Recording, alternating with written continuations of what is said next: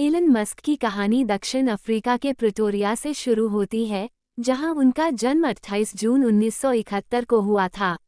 शर्मीले और जिज्ञासु बच्चे मस्क को बचपन से ही विज्ञान का था, कंप्यूटर और प्रोग्रामिंग में दिलचस्पी थी। उन्होंने खुद को कोड करना सीखा और सिर्फ 12 साल की उम्र में अपना पहला गेम, ब्लास्टर बेचा। उनका शुरुआती जीवन चुनौतियों से भरा था, जिसमें स्कूल में बदमाशी और पारिवारिक संघर्ष शामिल थे। फिर भी उनका दृढ़ संकल्प और तकनीक में रुचि और भी मजबूत होती गई। 17 साल की उम्र में मस्क नई ऊंचाइयों को छूने की इच्छा से प्रेरित होकर दक्षिण अफ्रीका छोड़कर उत्तरी अमेरिका चले गए। उन्होंने पहले कनाडा में क्वींस यूनिवर्सिटी और फिर अमेरिका में पेंसिल्वेनिया यूनिवर्सिटी में भौतिकी और अर्थशास्त्र का अध्ययन किया।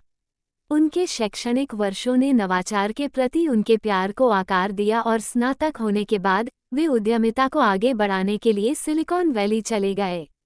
एक संस्थापक के रूप में मस्क की यात्रा ज़िप2 से शुरू हुई, जो एक सॉफ्टवेयर कंपनी थी जो समाचार पत्रों के लिए शहर गाइड की जानकारी प्रदान करती थी।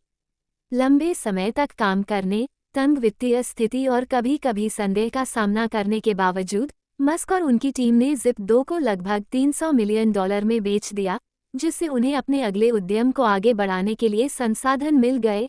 X.com, एक ऑनलाइन भुगतान कंपनी जो बाद में पेपैल में विकसित हुई।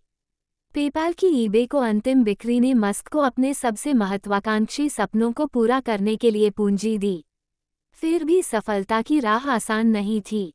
मस्क ने अंतरिक्ष यात्रा को किफ़ायती बनाने के लिए स्पेसएक्स में, संधारणीय ऊर्जा को बढ़ावा देने के लिए टेस्ला में और बाद में मानव जीवन में प्रौद्योगिकी की भूमिका को नया आकार देने के लिए न्यूरालिंक और द बोरिंग कंपनी में निवेश किया।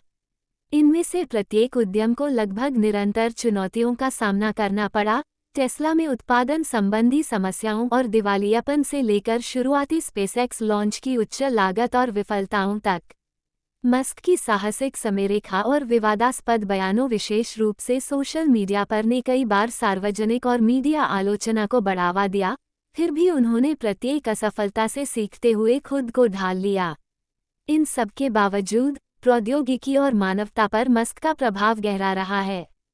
उनके उद्यम इलेक्ट्रिक वाहनों, संधारणीय ऊर्जा और यहाँ तक कि मस्तिष्क कंप्यूटर इंटरफेस में सीमाओं को आगे बढ़ा रहे हैं, जिससे एक पीढ़ी को भविष्य के बारे में फिर से सोचने की प्रेरणा मिल रही है। आज एलन मस्क की कहानी लचीलेपन की कहानी है, जिसमें असफलताओं और जीत दोनों की झलक मिलती है, जो दिखाती है कि कैसे एक दूरदर्शी व्यक्ति जो असफलताओं से नहीं डरता, दुनिया को बदल सकता है।